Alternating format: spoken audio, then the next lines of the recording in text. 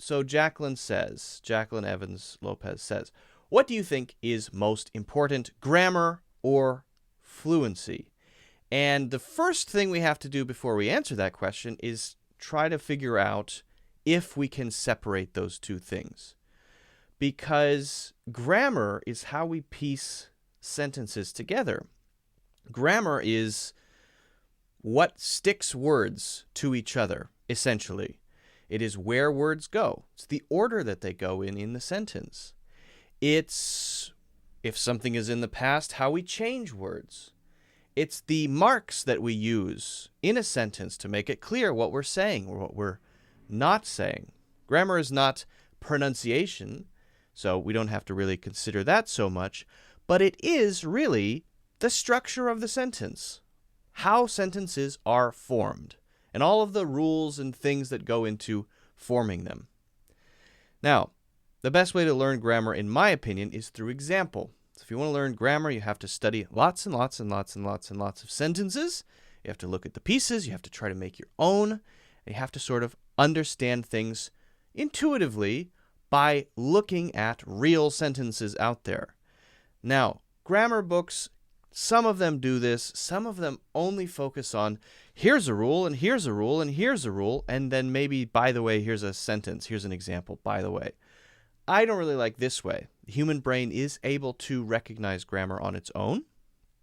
And so if you look at enough examples and you practice enough and you're really studying it carefully, you'll get it even if you don't know what to call it. Grammar books tend to emphasize the names of things. What is this called? Oh, that's called a past participle, okay? Or whatever it is. And so that's the issue I have with it. It focuses on the names and explaining it as opposed to look at all these examples, figure it out and use it. As long as you can do that, you're good. Because if I asked 100 native English speakers, what is a past participle? 99.9, I don't know what a 0.1 person is. 0.1 person is very small. But most people will say, I have no idea. They don't know. So that's a long way to say, if you don't know grammar, you can't be fluent. Because fluency, kind of a general word, is the ability to use language well, especially spoken language. So if you are a fluent English speaker, what does that mean? It means that when you open your mouth to speak English, the right things come out. Yes, it also means that your pronunciation is good. It means that the words are flowing from word to word, right? The tone is right, the intonation is right. It sounds natural, but part of that naturalness is your ability to piece the sentence together smoothly. If you're making lots of mistakes, you're using the past tense incorrectly, you should be using the past perfect tense, but you're not using the past perfect tense, or you're trying to use the past perfect tense, but you accidentally use the present perfect continuous tense or something like that.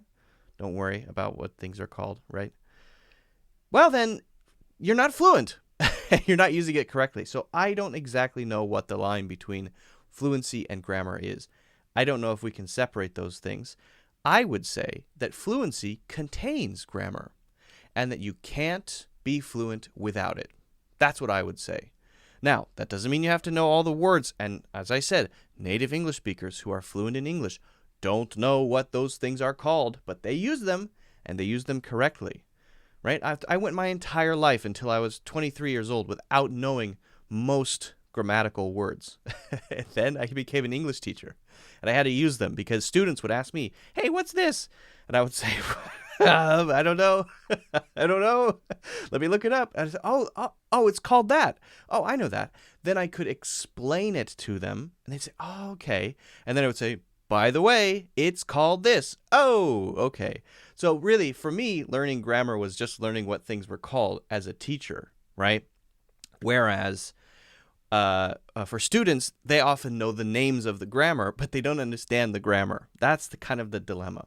So learn lots of examples, learn grammar, yes, but learn by example, and that is part of your fluency, which is also made up of pronunciation, right? Your ability to jump between words, your ability to pull up the words that you need at the right time, and other things as well. So I hope that answers your question. It's a good question. I'm glad you asked it. Very good.